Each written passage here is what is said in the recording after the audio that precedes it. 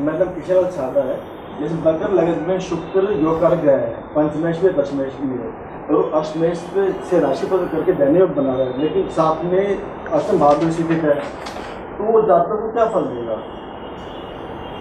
क्योंकि वो रिसर्च के भाव में बैठा हुआ है। दशमेश यदि त्रिक भाव में, पर्टिकुलरली अष्टम भाव में बैठा है और उसका 10th लॉर्ड और 8th लॉर्ड का राशि परिवर्तन है, ये दैन्य योग है। ये जातक को किसी भी व्यवसाय या नौकरी में स्टेबिलिटी नहीं देता है। जातक बार बार नौकरी बदलता है या व्यवसाय बार बार चेंज करता है और उसे हमेशा उन चीज़ों में नुकसान ही पहुंचता है। दैन्य योग कभी शुभ फल नहीं देते। त्रिक भावों के स्वामी यदि शुभ भावों से राशि परिवर्तन करते हैं तो दैन्य योग होता है। दैन्य योग में शुभ भावों के फलों को न्यूनतम कर दिया जाता है, मिनिमम हो जाता है, जिसके कारण वो जातक जिसका 10th लॉर्ड और 8th लॉर्ड राशि परिवर्तन है वो अच्छा फल नहीं दे सकता। नौकरी या व्यवसाय में बार बार चेंज आता रहेगा। जबकि शुक्र योग कारक है तो भी तब भी मेरा नाम वीरेंद्र भारद्वाज है।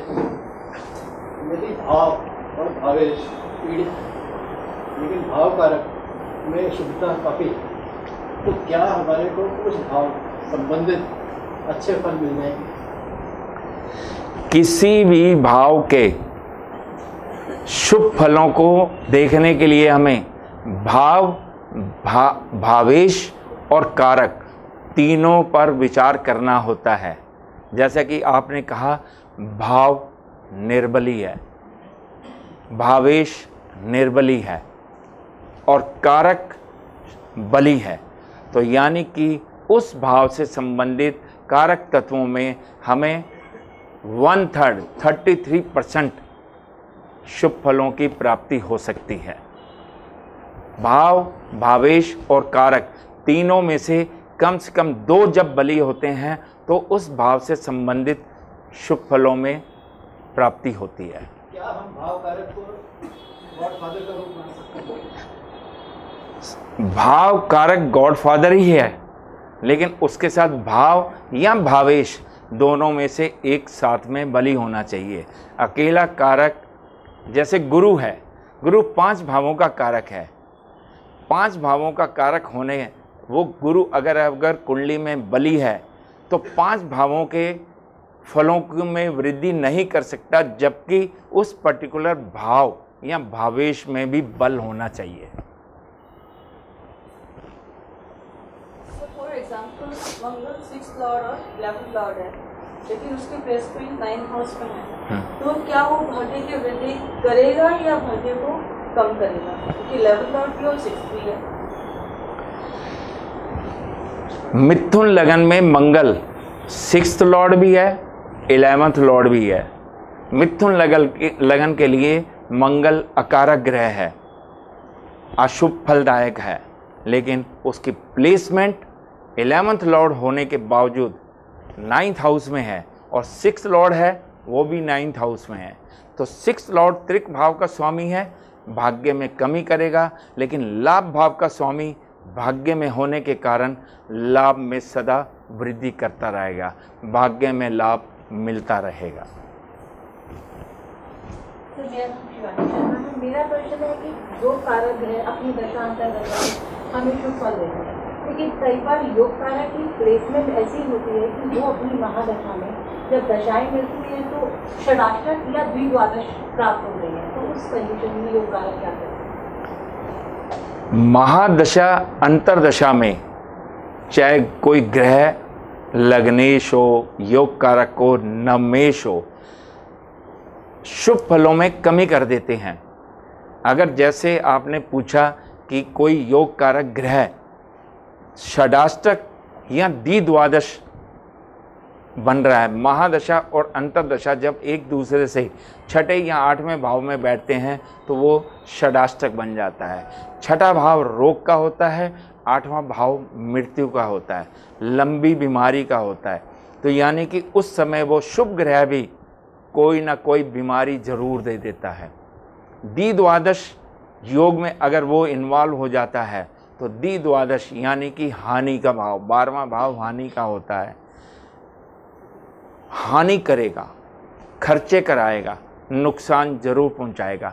जैसे भी वो अंतर्दशा हटेगी उसके बाद जो नेक्स्ट आएगी उसमें ये 6-8 षडाष्टक या द्विद्वादश का रोल कम हो जाएगा और दूसरा फल प्राप्त होने शुरू हो जाएंगे। लगातार अगर उसी भी महादशा में उसकी प्लेसमेंट ही ऐसी है, हाँ, कि उसको लगातार द्विद्वादश तो वो षडाष्टक और द्विद्वादश में उसे हमेशा अशुभ फल मिलते रहेंगे।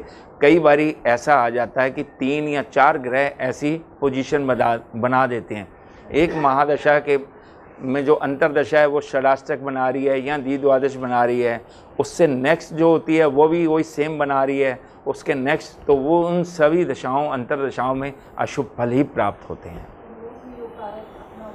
हाँ,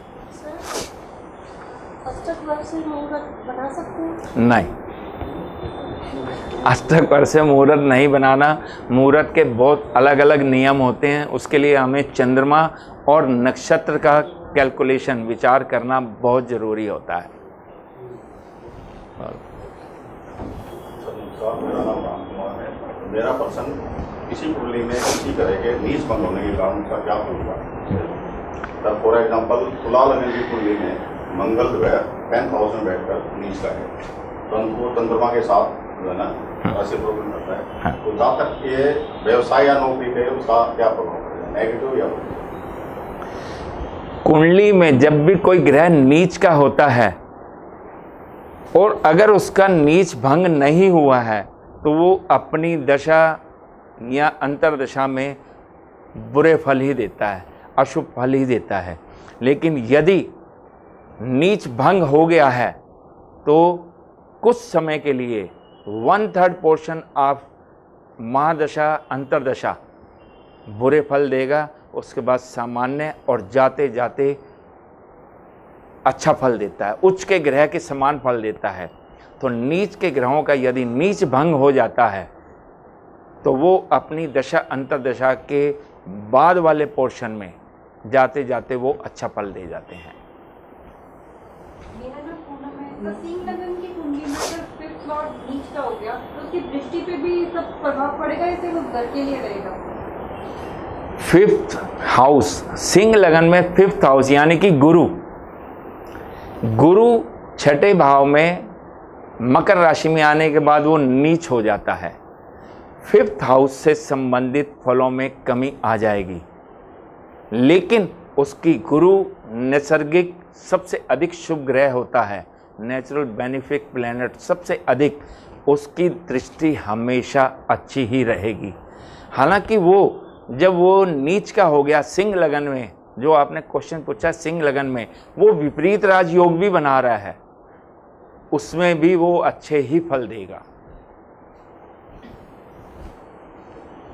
मांगलिक को लेकर बड़ी अलग अलग धारणाएं हैं, तो इससे लेके मैं 3 क्वेश्चन पूछना चाहूँगा। कई लोगों को मैंने देखा वो चंद्र कुंडली से ही मांगलिक का डेटा को देखते हैं, जबकि लगन कुंडली से देखना चाहिए। दूसरा क्वेश्चन यह है कि मांगलिक जातकों की या जातकों की जल्दी लेट विवाह होता है, देर से विवाह होता है। तीसरा क्वेश्चन यह है कि मैंने देखा है कि कई लोग मांगलिक होने के बावजूद भी उनका विवाह जल्दी हो जाता है या टाइम से हो जाता है, इसके बारे में थोड़ा एक्सप्लेन करें। पहला क्वेश्चन क्या था आपका, एक एक करके पूछो। कई लोग जो है चंद्र कुंडली से भी मांगलिक होने को देखते हैं। मंगल दोष जब लगन कुंडली में पहले, चौथे, 7वें, 8वें या 12वें भाव में होता है तो उसे मंगल दोष कहा जाता है।